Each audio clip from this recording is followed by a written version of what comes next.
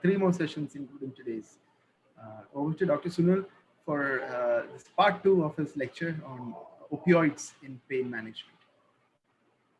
Good evening and welcome to this continuation of our opioid session. So I'll be sharing my PowerPoint.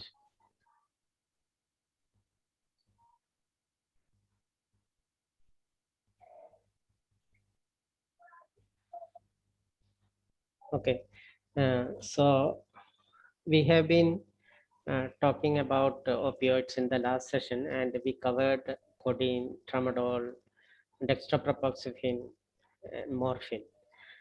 So we talked about the opioids for mild to moderate pain, that is codeine, tramadol, tapentadol, and dextropropoxyphene. And the usually used one is tramadol, and maximum dose which we can use is 400 milligram.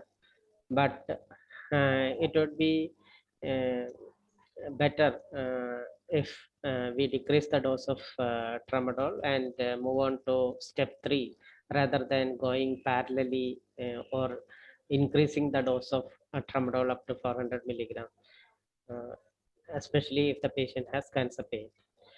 And morphine, there is no upper limit. The dose which is required for pain relief is the dose for that patient, and morphine has to be used every 4 hourly with SOS doses if required, and um, every hourly we can give SOS dose. The dose of morphine can be increased every 24 to 36 hours. The morphine is excreted mainly by kidney. So in chronic kidney diseases, it is important to keep in your mind that the dose of morphine has to be reduced, and the frequency, instead of 4 hourly, we have to reduce the frequency to 6 hourly or 8 hourly or 12 hourly, or even once daily in some patients with dialysis. Sometime if you give only one dose, that will be in the system till the next dialysis. So these are some points which you have to keep in mind, and we will move on to the next uh, patient story. So this is a patient, Mrs. K, with pain. So she's a 55-year-old lady with carcinoma of the colon, has abdominal pain, which is continuous in nature, and she's on 10 milligram morphine 4 hourly, and she doesn't require any SOS dose of morphine. That means her pain is stabilized. She doesn't require any SOS dose of morphine. So the patient was telling the doctor, I'm unable to take it every 4 hourly. So the doctor has asked them to replace the morphine with fentanyl patch. It's a transdermal fentanyl patch. So doctor advised 25 microgram of fentanyl patch. But the next day, patient reports to you saying that she removed the fentanyl patch after 5 hours as she had no pain relief. So what will you do in this patient? Anybody can tell what you will do? We can give sustained release tablet of morphine. Okay.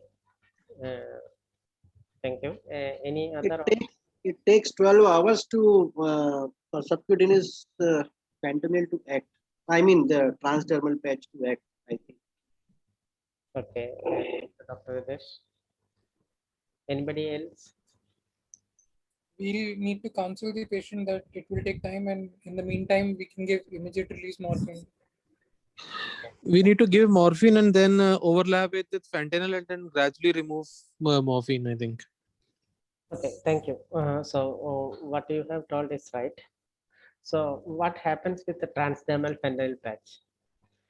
When you apply the transdermal fentanyl patch, first it will create a subcutaneous tissue depot. So for creating this subcutaneous tissue depot, it will take about 8 to 12 hours. So what happens after this 8 to 12 hours only, the fentanyl will be liberated into the systemic circulation. So that means until this time, you have to use the previous opioid which the patient was receiving. Suppose the patient is on morphine, you have to use it at least 2 to 3 doses of morphine. then only the fentanyl will give proper pain relief. And the duration of action of fentanyl patch, transdermal fentanyl patch, is for 3 days. So you have to replace the fentanyl patch every 3 days. And while applying the fentanyl patch, you should not shave the area, because it will create some aberrations and that can increase the absorption of fentanyl, and even fever can increase the absorption. So what we have to understand is it is not suitable for patients with unstable pain.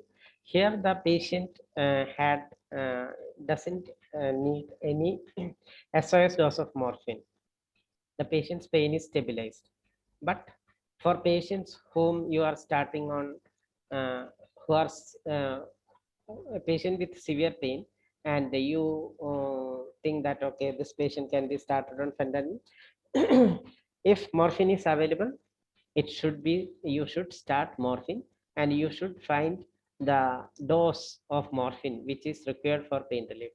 And then once the patient doesn't need any SOS dose, then you can convert the morphine into fentanyl. So these are the preparations available. Injection fentanyl is available.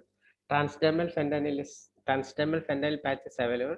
Oral transmucosal fentanyl citrate, which was available previously, but now I heard that it has come back. I'm not sure about this.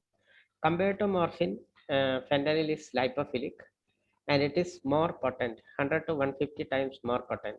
So 60 milligram of oral morphine equivalent per day is equal to 25 microgram patch. So 60 milligram oral morphine is equal to 25 microgram of fentanyl.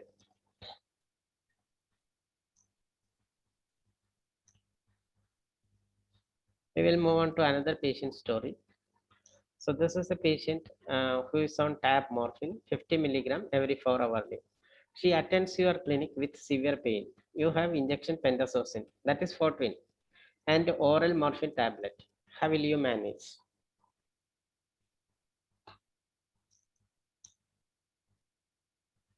Anybody can comment on this?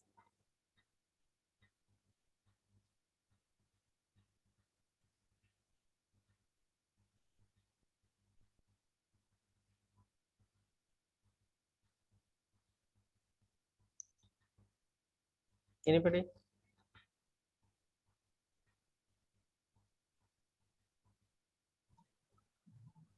I think pentazocine no longer is advisable as a good analgesic, because I think it has got antagonistic action also. I mean, agonistic action also. So, in fact, the pain can get worsened. Am I right? Yeah. Okay. Yes, Dr. Sanjay Surya. So let's see. So as you know, the opioids act on opioid receptors. There are 3 types of receptors: mu, delta, and kappa. Okay. So according to the action on receptor, opiates can be divided into 3 types: agonist, antagonist, and agonist. So most of the opioids which we know, like codeine, tramadol, morphine, fentanyl, methadone, all are agonist. It acts on opioid receptors to produce the physiological effect, that is pain relief. And agonist antagonist means on in some opioid receptors it acts as agonist, whereas on other opioid receptors it acts as antagonist. So it has mixed action. Whereas antagonist doesn't have action itself. It has action only in presence of an agonist.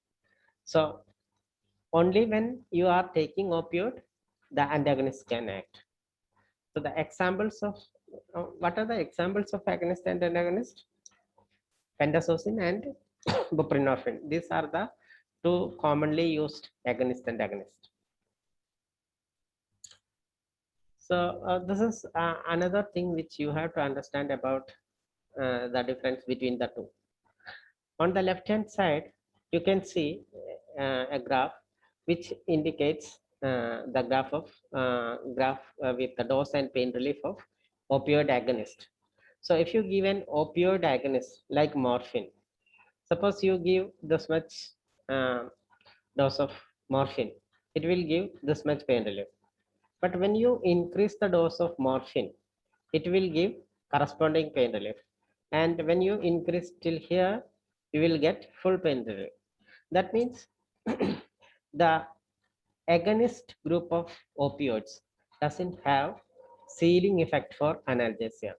You can increase the dose, and theoretically you can get 100% pain relief if the patient has a purely opioid responsive pain.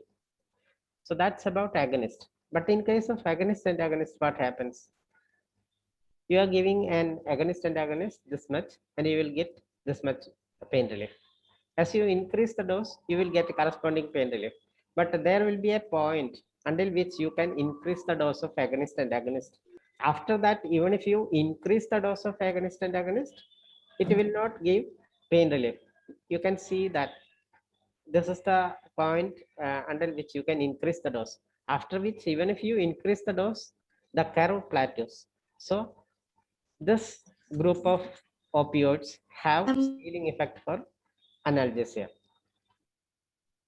So this is the main difference between agonist and agonist group of medications. Hello.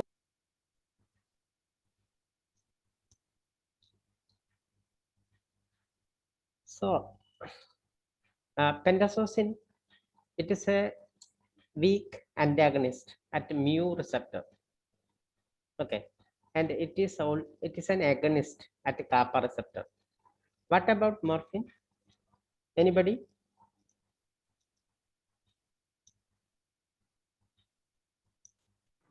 Morphine is an mu agonist. Okay, so you can see here, morphine is a mu agonist, whereas pentazocine is antagonist at mu. And you have to understand that medications or opioids which acts on mu are potent. Okay, here when you give pentazocine to a patient who is already on morphine, what happens? The morphine from the mu receptor will be replaced by the pentazocine. So there will be a competition for mu receptor between morphine and pentazocine. And pentazocine will replace the morphine from the mu receptor. And now the pain relief will be mainly due to action on kappa by pentazocine. So what can happen actually? The pain can increase because morphine is replaced by the pentazocine.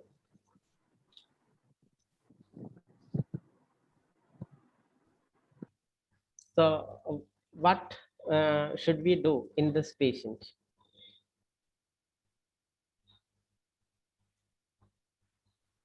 Oral morphine. Yeah, so we have to actually take the history. Did you miss any dose of morphine? And even if it is not missed, you have to manage it with oral morphine. Injection pentazocine is not a choice here. So you can use morphine itself, or even you can increase the dose of morphine if the patient did not missed any dose of morphine. Sorry, Sunil. Yes, sir. Can you please go back to the previous one? So, no, next one. Just to clarify, she is on 50 milligrams. If she has been taking it regularly and still has severe pain, let me know whether everybody has understood it right. So she has taken the dose, that is confirmed. Still she has severe pain. One, I'll ask, is it just once or does it keep happening? Secondly, does the pain come back after about 3 hours or 2 hours or 3 hours after each dose? In which case it tells me that now the dose requirement has increased. She needs more. In which case, as Sunil says, you may give a rescue dose for 50 milligrams. But if it is consistently pain coming after 3 hours or something like that, we will increase it by 50%, increase from 50 to 75 milligrams. Right, Sunil? Just to clarify to everybody in case there is some confusion. Okay. And ordinarily, Sunil, ordinarily we do not combine a step 2 and a step 3 opioid because somebody else, to quote somebody else, it's pharmacological nonsense. What we should do is just increase the morphine. But at some rare situations, I have allowed them to continue the step 2 for a while because they are so emotionally attached to it. The tramadol is the only one that has given pain relief. And when you are suggesting a switch over to morphine, it terrifies them. In which case I may say, okay, go ahead and take it, but let us talk about it later. Okay. We have another patient, Mr. H. He's a 70-year-old man with a carcinoma of the lung, has neuropathic pain of right upper limb due to nerve infiltration. He's on morphine 10 milligram 4 hourly, amitriptyline 75 milligram HS, and pregabalin 150 milligram BD. He attends your clinic with delirium and myoclonus and doesn't have satisfactory pain relief. How will you manage this patient? So here we have a patient who is on morphine and adjuvant medications like amitriptyline and pregabalin. But at the same time, patient doesn't have proper pain relief, but in addition, the patient has delirium and myoclonus. So how will you manage the pain of this patient? Any thoughts on this? I think we should decrease the dose of amitriptyline because it can be due to amitriptyline toxicity, and we can escalate the dose of morphine because it have neuropathic action as well, when elevating the neuropathic pain as well. We reduce the dose of morphine because it might be because of morphine toxicity. Yeah. Myoclonus. Yeah. Okay. Give it 8 hourly. Morphine. Okay. Anybody else want to comment on?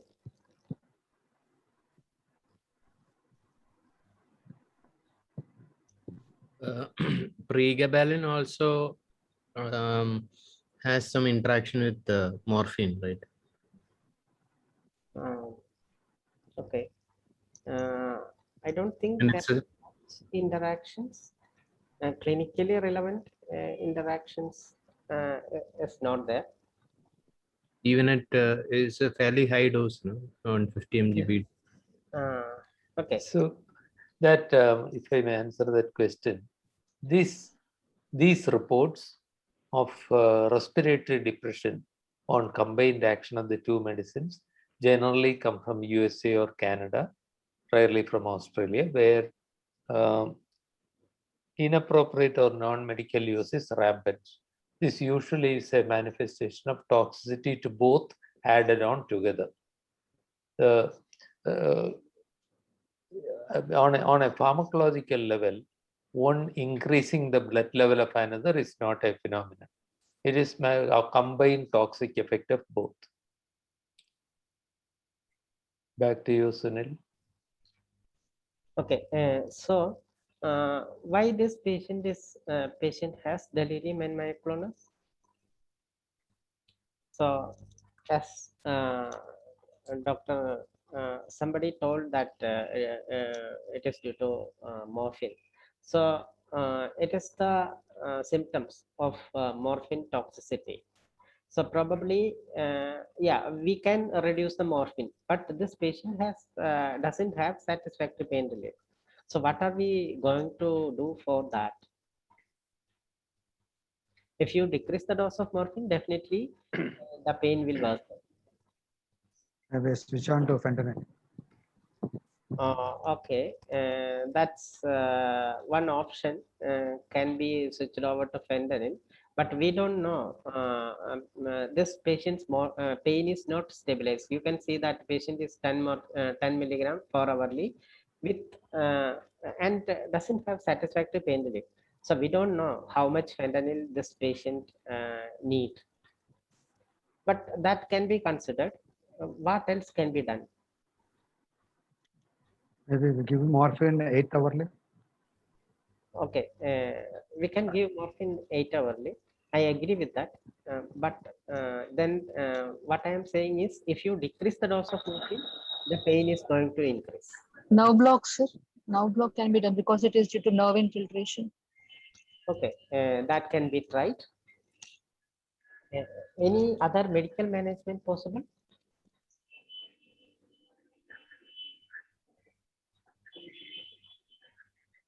If it is a specified local pain, radiation can be tried over there.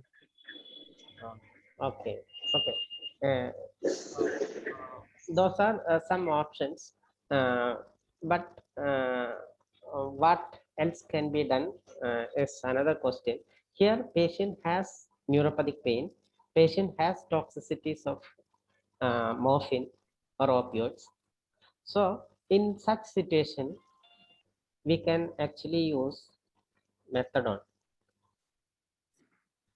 Okay. Sunil, before you go to methadone, can you go back to the slide? I want to comment on several of the suggestions made. In this case, delirium and myoclonus is most likely to be caused by morphine. I totally agree that amitriptyline may worsen it. Having said that, I'll think thrice before reducing the amitriptyline, because if I reduce it in somebody with a neuropathic pain of right upper limb, the consequence may be worsening of that pain. Sunil is going to talk about the right thing to do in this case, switching over to another opioid. Totally agreed, Sunil. But for those who do not have access to methadone or another opioid to switch to, what I would suggest is we will have to reduce the dose of morphine. 10 milligram 8 hourly may be okay, but it is going to cause ups and downs in the blood level, so that there may be periods of pain in between, worsening pain in between, and then more delirium in between. Whereas a lower dose of morphine may be worthwhile. In which case, at least the delirium and myoclonus will come down, but the pain will still have to be tackled. That's one point. Secondly, in a patient with labile pain like this, I don't think it's a good idea to try slow acting drugs which will take a long time to act, like sustained release morphine. Immediate release morphine is more controllable. The switching over to transdermal fentanyl or sustained release morphine is best for people with stable pain control, not for this kind of thing. Here, immediate release morphine has the advantage that you give it, you see the result within an hour, and you can adjust the dose. So those are a few points I wanted to bring out. And thank you for bringing up that suggestion with about radiotherapy. And even this afternoon, when we were talking to the palliative care training, we were re-emphasizing this point, that especially we palliative care people who are not oncologists will have to keep reminding us, explore definitive options, disease-specific treatments, correct the correctable, like radiotherapy. Sunil, please go on.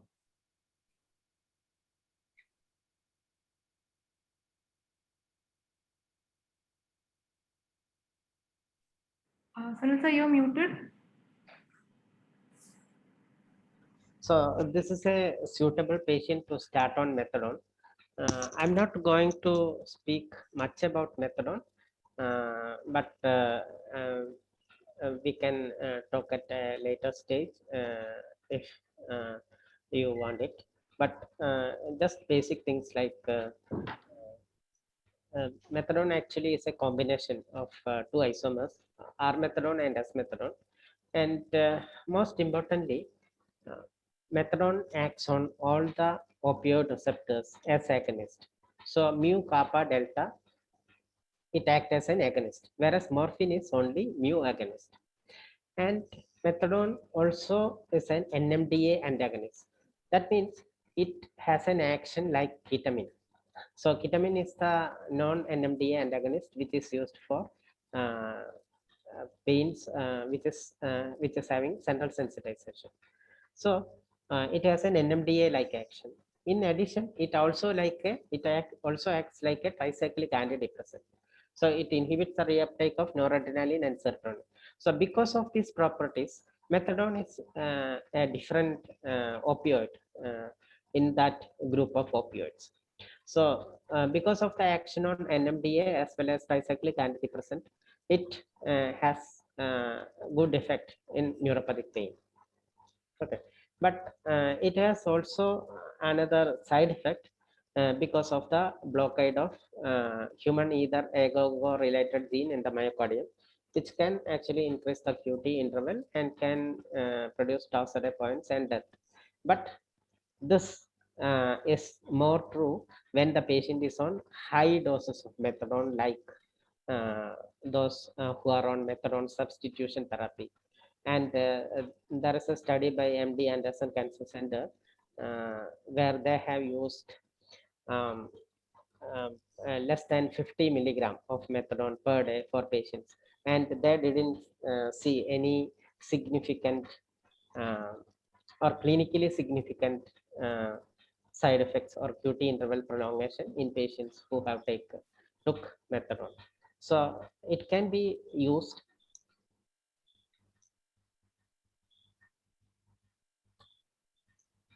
Okay.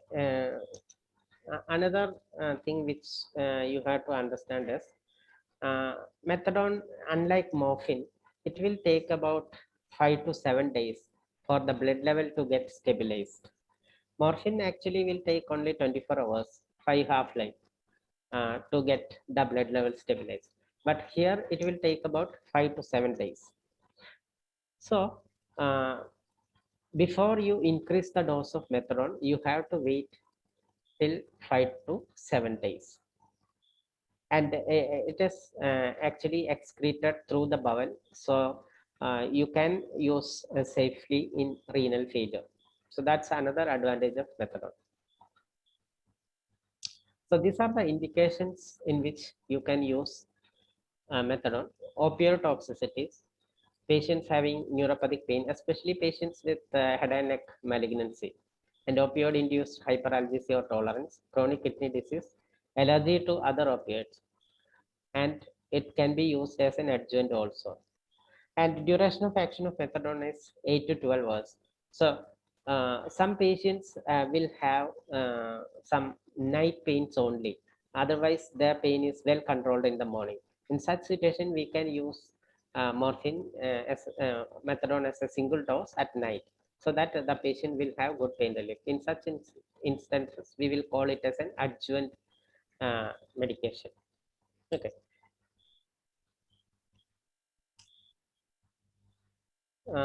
And a few points which we have to be careful while using methadone is it has many drug interactions. So almost many medications interacts with the medication, and it can increase or decrease the blood level of methadone, or it can also increase or decrease increase the QT interval also. So we have to be careful while we use methadone. And how to convert a patient on methadone from morphine to methadone is also something which we need to be careful. And most importantly, you should not increase the dose of methadone until 5 to 7 days when you start patient on methadone. So I will stop discussing the methadone here, and we'll move on to okay. So methadone is available in two forms: methadone tablet as well as syrup. So this is 5 milligram tablet, and syrup actually contains 1 ml contains 5 milligram. Both are available. So, Sunil, before you move on, because methadone has been brought up, methadone can be a very useful medicine, but we will be talking about the availability, how you can make it available, etc. So I might make the recommendation that we should first get familiar with morphine. Those who are not used to prescribing morphine and following up people, let us make sure that we get familiar on morphine and then start using methadone. But in the meantime, if you have patients who are not getting adequate pain relief with morphine, that can be patients with neuropathic pain also, in addition to nociceptive pain. That can be like Aju's patient with CA the pancreas, which generally is a harder pain to treat in many patients than other cancer pains. So in specific instances, methadone may still be necessary. I request that if you are not getting adequate pain relief with morphine, please get back to us. But when you are familiar with morphine, please let us work with you to learn to use methadone properly. The learning is necessary because the side effect profile is not as good as morphine. But as Sunil says, the real problem about cardiac conduction issues happen at doses more than 30 milligrams a day. But even more importantly, you can cause considerable accumulation, because if morphine is given on a 4-hourly basis, by day after tomorrow, you know that the blood level would have stabilized. Whereas here it keeps on rising for longer. So that's why the word of caution about methadone. Very useful drug. We must use it. But till you are familiar with morphine, let us work with you to make methadone available to your patients. How do you switch from morphine to methadone simultaneously if you want to discontinue morphine and then go to methadone? Is there some dose levels where you decrease the morphine? And It's actually there is a paper, white paper consensus on methadone. We will send it to you. So there are actually many methods for switching over from one opioid to methadone. It's little complicated, but white paper consensus is a good thing which you can use for converting from other opioids to methadone. You can abruptly stop morphine and then switch over to methadone. But as I told you, the full effect of methadone will happen only after 5 to 7 days. So till that time, you have to use morphine in a SOS fashion. Okay. So adverse effects of opioids as general.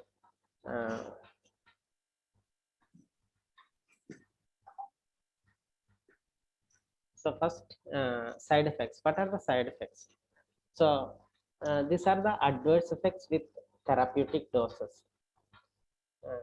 Rajalakshmi, can you start the first poll? So Rajalakshmi will, okay. So what are the most common side effects of opioids? Can all of you please poll?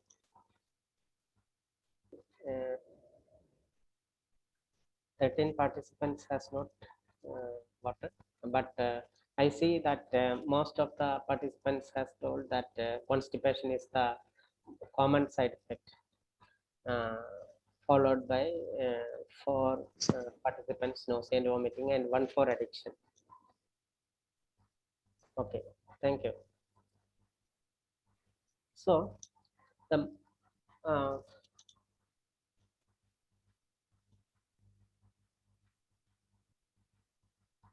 most common side effect is constipation, nausea and vomiting. Most common is constipation, followed by nausea and vomiting, then sleepiness and tiredness. And there are other side effects, rare side effects like itching, dry mouth, and urinary hesitancy. So we'll be talking about this. So Dalishni, can you show the next poll? So approximately how many percentage of patients will suffer from opioid-induced constipation?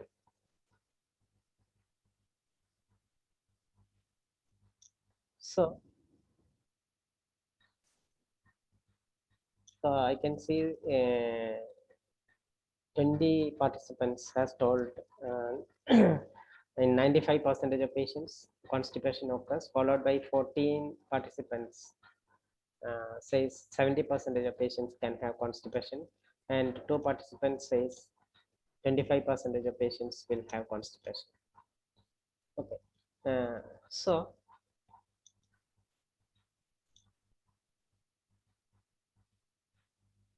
actually, constipation occurs in 95% of patients. That means almost all patients will have constipation when patients are started on regular opioids. And it will, next poll, can you, okay. How long will the opioid induced constipation last if the patient continues on opioids?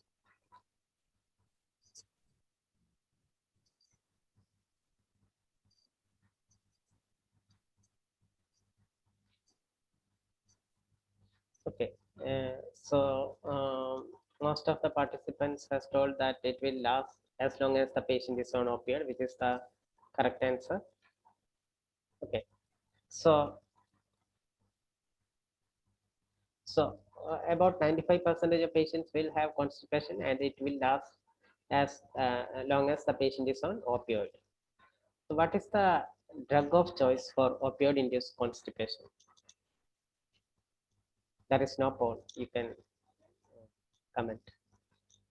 Discorded. Discorded? Yeah. Okay. Anybody else?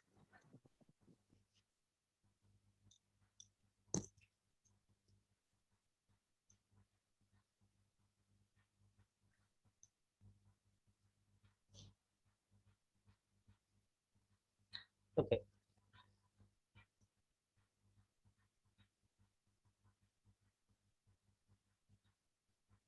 So according to American Gastroenterological Association Institute on guidelines for management of opioid-induced constipation, you can see the traditional laxatives.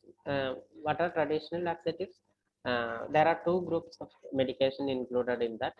One is stimulant laxatives, which includes bisacodyl, sodium pycosulfate, and senna, and also osmotic laxatives like polyethylene glycol, and lactulose is less preferred compared to polyethylene glycol. But the problem is that if you compare lactulose or polyethylene glycol with the bisacodyl or sodium pycosulfate, then the lactulose and PEG are very costly. So our first choice is stimulant laxatives like bisacodyl and sodium pycosulfate. And there are other medications which they have suggested, that is peripherally acting mu-opioid receptor antagonists like nalmefene, naloxone, and methyl naltrexone. And naloxone is, I think it's available in India. I searched it and found that one trade name, but I am not sure. And somebody also told me it is available in India. So in opioid resistant constipation, maybe naloxone can be used. Okay, so the message is we have to use regular stimulant laxative with opioid. So whenever you write opioids, tramadol or morphine, you have to write a stimulant laxative like bisacodyl along with that. And the usual dosage is 5 milligram 2 HS. And you can actually titrate the dose to even to 60 milligram per day. And you can add lubricant laxative like liquid paraffin. So the cramaphin contains liquid paraffin along with the sodium pycosulfate. So next side effect is vomiting. Which receptors do the PAMORAs act on? Sorry? Dr. Shubham, can Do you? the PAMORAs act on to reduce? I didn't Dr. get Shubham, your voice is dragging. We could not hear you. Am I audible? Will you put it upon the chat box because we can't hear you? On an average, Dr. Sunil, how many bisacodyl is used? Okay, On usually an average. most of the patients, their constipation will be settled with 5 milligram 2HS. And rarely some patients would need more dose. But let me add to that. Yes. If you require a higher dose than 10 milligrams, I would make a strong recommendation that you give divided doses. What we usually do is, if 2 tablets at bedtime is not enough, they are not having satisfactory bowel movements, I would go to 1, 1 and 2, morning 1, afternoon 1 and night. And some patients will need 2 tablets 3 times a day. Now, if you give more than 2 at one sitting, there is a possibility that the patient may get severe cramp-like pain, which is why we break it up into several times. So even 3 or 4 times a day may have to be given in an occasional patient. There could be various reasons, but the vast majority we can manage only with the Visocodate and inexpensive medicines.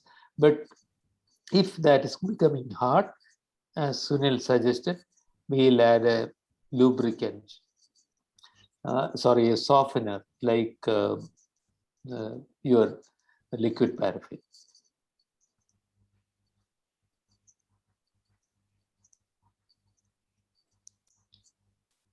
Okay. Nausea and vomiting is another common side effect, and it occurs in almost 1/3 of the patients. And this is actually only for the first few days, maybe 3 to 5 days. So it's self-limiting. And nausea and vomiting is due to many mechanisms of action, but mainly due to stimulation of chemoreceptor trigger zone, and it also acts on the gut opioid receptors as well as on the vestibular nucleus. So that causes vomiting. And what will you use to reduce nausea and vomiting? Actually, for the first 3 to 5 days, when you start a patient on opioid, you can use antiemetic. After 3 to 5 days, you need not use any antiemetics. So what would be the choice if you write antiemetic prophylactically for opioid-induced nausea and vomiting? It is metoclopramide. Metoclopramide. Okay. So there are these are the usual medications: haloperidol, olanzapine, and metoclopramide. These are the first line medication which can be used, but metoclopramide is the one which many palliative care units use because it has action on CTZ as well as on the gut receptors. And olanzapine is another atypical antipsychotics which has broad spectrum of action also, so it can also be used. Haloperidol, a small dose, maybe 0.5 to 1 milligram, would be enough to control nausea and vomiting at night. And followed by prochlorperazine or promethazine. And ondansetron, some people use ondansetron, but we don't usually use ondansetron because it also induces constipation. So opioids already produces constipation, which can be aggravated by ondansetron. Sir, do you have anything to add here? No, there is a question from Dr. Shubham. Which receptors do the pamoras act on, and do they reduce any analgesic action of morphine? Okay. I can never remember the full form. They are mu agonist, opioid, and receptor antagonist. Yeah. So they rather clearly antagonize the action of opioid on the mu receptors particularly in the gut. The advantage of using, the original fear when we used it, whether it will antagonize the action of opioids in the brain and thus cause pain, that seems to be fairly unfounded. If there is such an action, that will be very limited. So generally, the But as far as I knew, maybe I am mistaken, they are not sold commercially in India. Only imported medicines appear in the Indian market. Or maybe I am mistaken. Are they available here, like naltrexone? Naloxone is available. I don't know whether it is No. manufactured. Naloxone would not be appropriate. Naloxone. Naloxone, what? Something that I do not know. Sorry, one up on me. I don't know. So they are used. They are generally expensive. And if they increase the requirement of morphine for pain relief, that will be a marginal effect. There is also a question from Dr. Ashok. How about domperidone? Would extrapyramidal symptoms be a problem in elderly with metoclopramide? Domperidone can be used, but metoclopramide is superior. Metoclopramide is superior for opioid-induced nausea and vomiting, mainly because it has better central action. The predominant emetogenic action is central, only less is peripheral. Therefore, metoclopramide will be better than domperidone. But you have a point about extrapyramidal symptoms. Unfortunately, extrapyramidal symptoms can occur with metoclopramide, and that may not be dose related. Very often it is dose related, but in some people, even small doses can cause it. But Dr. Ashok, it is very, very, very rare. We use metoclopramide as our routine first line prophylactic antiemetic for every patient put on opioids for the first 3 days. We stop it after 3 days. And the number of people that with the extrapyramidal symptoms that I have seen, I can count on, in my whole life, I can count on my own hand. For one thing, it's a frightening side effect when it happens, but it is not really a serious threat to life, but it can frighten people. And it's so rare that we hardly ever see it. Sunil, once in how many years do you see an extrapyramidal side effect with metoclopramide? I have seen only 1 or 2, sir. So it is that rare, Dr. Ashok. So considering weighing the benefit and the risk, we generally tend to go in favor of metoclopramide. But sorry, that was an interruption. Sunil, please carry on. And the next side effect which we talked is sleepiness and tiredness. And what we have to understand is it is normal, and for the first few days, there will be some sleepiness and tiredness for patients who are started on opioids for the first time, or when you increase the dose. But this may not occur in all patients, only in 1/3 of the patients, only on initiation of treatment. It is self-limiting, we need not do anything.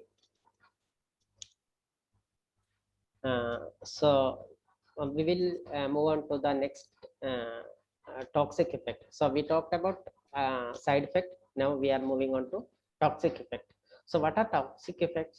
So these are the adverse effects when the administered dose is higher than the required for pain relief, or when the patient's pain has poor response. So when the patient is taking more than the required dose, the patient will have some symptoms like delirium, myoclonus, and undue drowsiness. So these are the toxic effects which says you that the dose you are administering is more than required. So you have to actually reduce the dose, maybe even stop for some time till the patient is till the patient if the patient wakes up, then you can restart and at a lower dose. And in the meantime, if delirium is troublesome, you can also manage delirium symptomatically.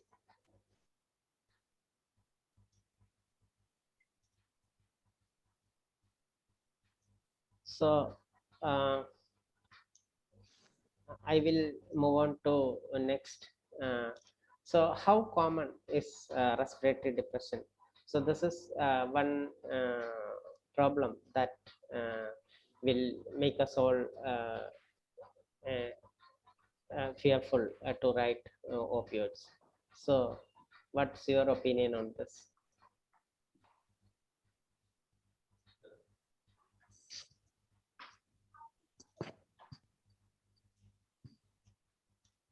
Anybody? Must be rarely causing. Okay. Okay. So this is from a systematic review in 2003. That is, many patients takes their medication by oral route in most circumstances, and the dose of opioids are gradually increased, which ensures that respiratory depression is unusual. So in addition, we also know that when the patient is having the toxic symptoms like drowsiness, that means patient is taking more than required dose, then we can actually reduce the dose of morphine.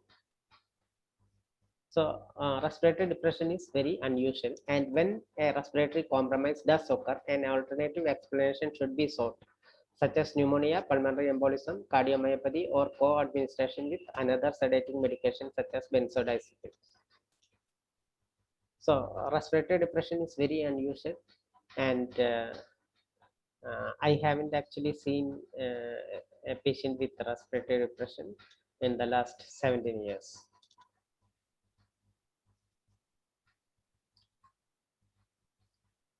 So opioids causing addiction.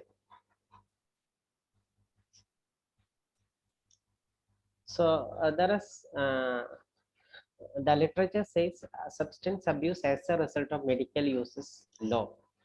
This is especially true when the patient is on taking opioids for cancer pain. And there is some confusion between physical dependence and psychological dependence. Whereas psychological dependence is known as addiction. And the American Society of Addiction Medicine defines addiction as treatable chronic medical disease. It's a disease. They define it as a disease involving complex interaction among brain circuits, genetics, the environment, and an individual's life experience. So it has a genetic basis also. And people with addiction use substances or engage in behaviors that becomes compulsive and often continue despite harmful consequences. So in the previous definition, addiction was concentrated on substances, but here they also add behaviors also into addiction. So suppose the person is addicted to internet, that will also come into addiction. Previously, they have used the term addiction only for substance abuse. Okay, so that's the main difference between the previous definition of addiction and the present one. And these people will continue to use the substance or the action which they were using for rewards. And they know that this will produce harm to them, but still they will be using. So that's the addiction or psychological dependence. But physical dependence, it's a state of adaptation that is manifested by a drug class specific withdrawal syndrome. So the physical dependence is manifested as withdrawal syndrome. So many patients or many group of medications, if we put them on a long time and we abruptly stop, that can produce withdrawal reaction. If a patient is on atenolol and we suddenly stop, it can produce increased heart rate, sweating, and tremor. So that's the withdrawal symptoms, and that will be group specific. And in opioids, when you stop opioids abruptly, it can produce withdrawal symptoms like muscle ache, bone pain, running nose, yawning, diarrhea, abdominal pain, agitation, anxiety, and sweating. So that means we should not stop opioids abruptly if the patient was on opioid for more than 4 weeks. So you have to actually taper the dose and then gradually stop the opioid. That's what then there will not be any withdrawal symptoms. So there is a difference between physical dependence and psychological dependence. Psychological dependence is known as addiction. And this is comparative cost of opioids, which we have to be aware of, because many of our patients will be very poor, and we may be prescribing medications. So morphine, I have given equipotent dose of all medications to provide same pain relief. So if you look at morphine, morphine 30 milligram, the cost will be only 3 rupees 50 paise. Tramadol for getting corresponding pain relief 24 to 50 rupees. Fentanyl patch 250 to 400 rupees. Buprenorphine patch about 1000 rupees, and methadone 4 rupees 50 paise. So this is the comparative cost which you have to keep in your mind while you prescribe opioid medications. So I think I will stop here. Dr. Sunil, we have a question from Dr. Raju Sige. Yeah. Dr. Raju, can you ask the question if you're able? Sir, what precaution we need to take while prescribing antipsychotics, benzodiazepines, or antidepressants when the patient is on morphine? And also, what will be the drug of choice for insomnia when the patient is on morphine? Okay. So the precautions actually, you can actually talk to the patient and give them tell them that these are the side effects that may occur, but this is normal. Okay, so constipation or drowsiness for the first few days, this is normal. And when you prescribe morphine for the first time, you should not be prescribing very high dose at the first time. If you are able to find out the required dose by giving an IV titration, then maybe 10 or 15 milligram you can start. But otherwise, it would be better to start with 5 milligram in non-opioid day patients and 10 milligram in opioid tolerant patients. And when you give antidepressants like tricyclic antidepressants, it can also produce some sedation. So when you combine both, there will be more sedation. So it will be better to start antidepressants, tricyclic antidepressants at a lower dose, like 12.5 milligram in elderly, and if the patient is young, then maybe 25 milligram at night. And sedative, maybe like lorazepam or things like that would be better, but you have to also take into account that if you are giving morphine and if it is more than required dose, it can produce delirium. So if you give a benzodiazepine along with morphine, then there is more chance of producing delirium. Dr. Raju, let me add something. I don't know, I mean, possibly behind the question there is this thought of addictive respiratory depressant effect for these medicines. The three groups that you have mentioned, that is antipsychotics, benzodiazepines, and antidepressants. Benzodiazepines and opioids together carry the risk of respiratory depression. That is theoretically. In ordinary use, the way Sunil has described, it is a remote possibility. It doesn't happen. What is likely to happen is if you are giving somebody intravenous morphine, that itself doesn't cause a respiratory depression in ordinary doses. If you give benzodiazepines, that also doesn't cause it, but the combination might.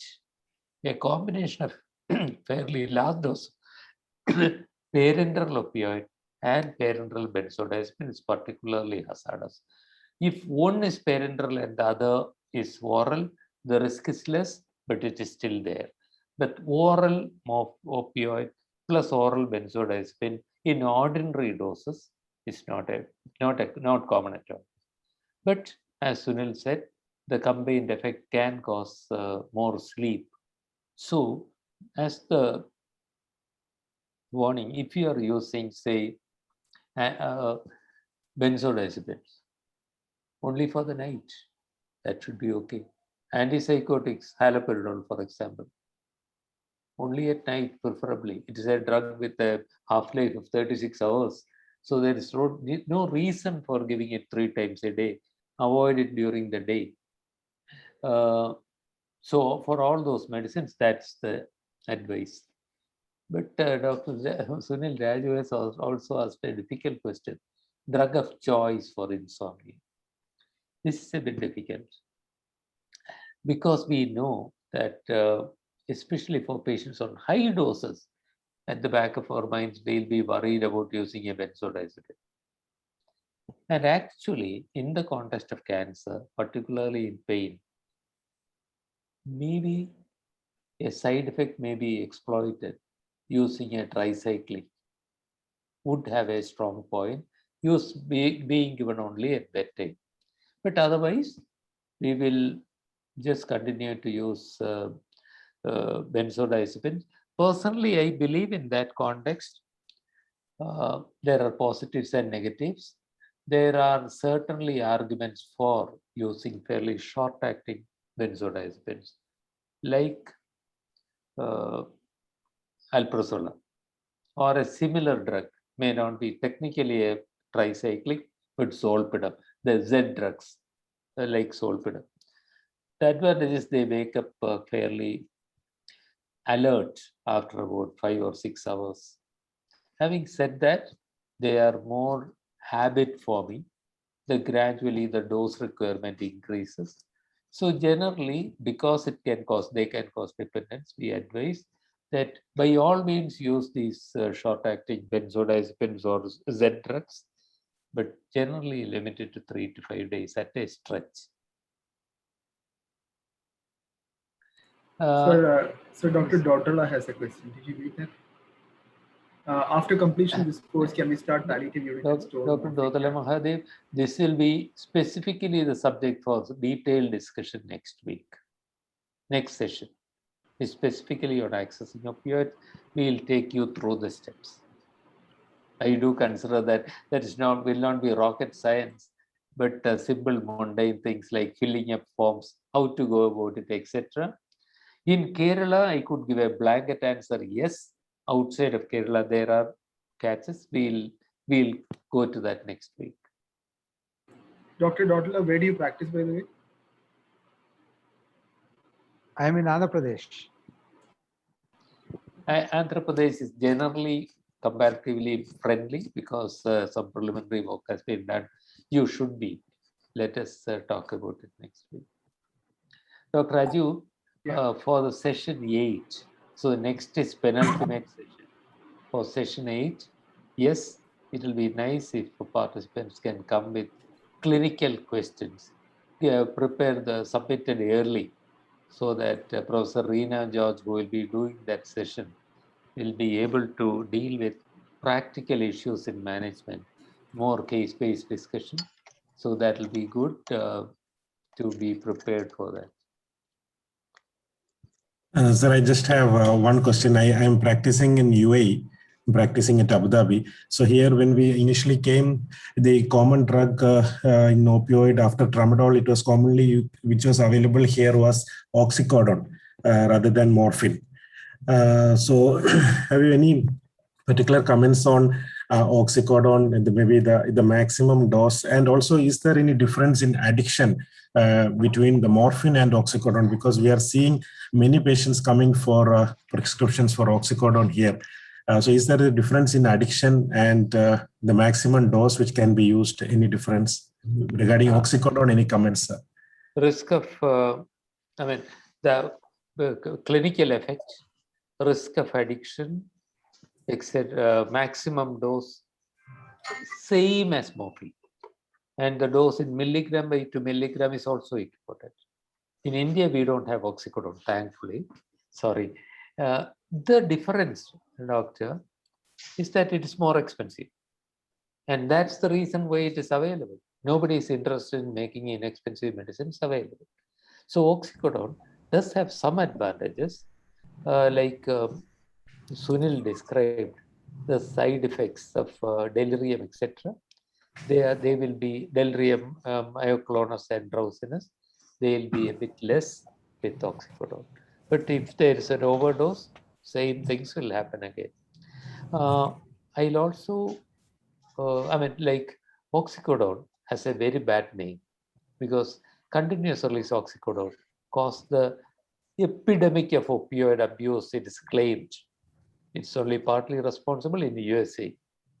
So please remember that may be touted by the industry as safe, addiction-free, etc.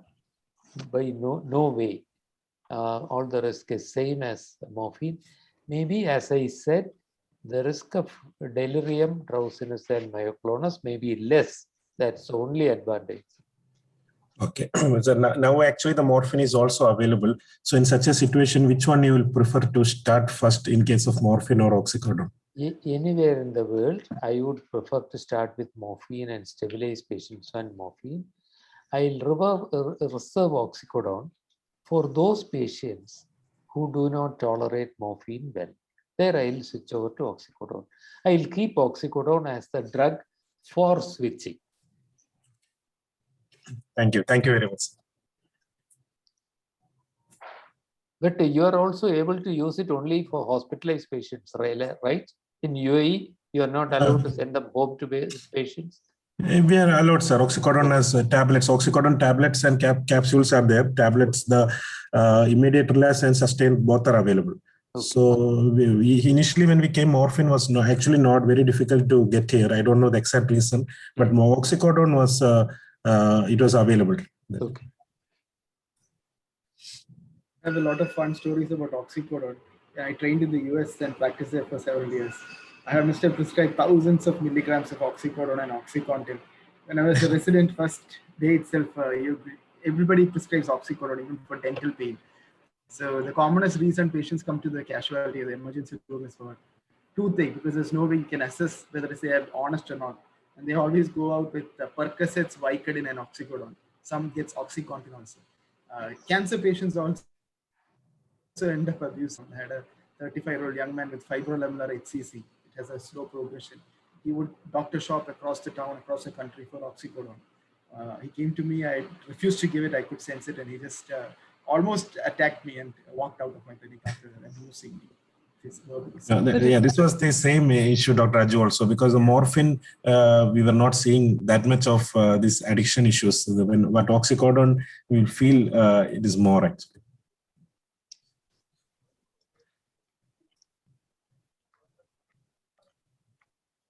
Sir, I think that ends the questions for this session. We have gone overboard by 10 minutes, but again, a lot of practical knowledge. I, for one, was very keen to know about the bisacodyl dose and how, a lot of interesting things that I have done wrong.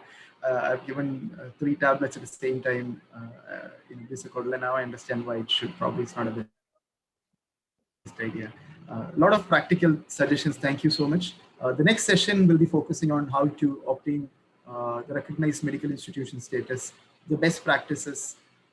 We will discuss about the amendment of the NDPS Act and rules. We'll talk about opioid access, the documentation, and how to safely store opioids. And for session number 8, we will talk about some case discussion. So please come up with clinical cases that you would like to discuss. Rajalakshmi will email all of us with a template form that you can submit for the discussion. Thank you, everybody. Thank you, Dr. Sunil, for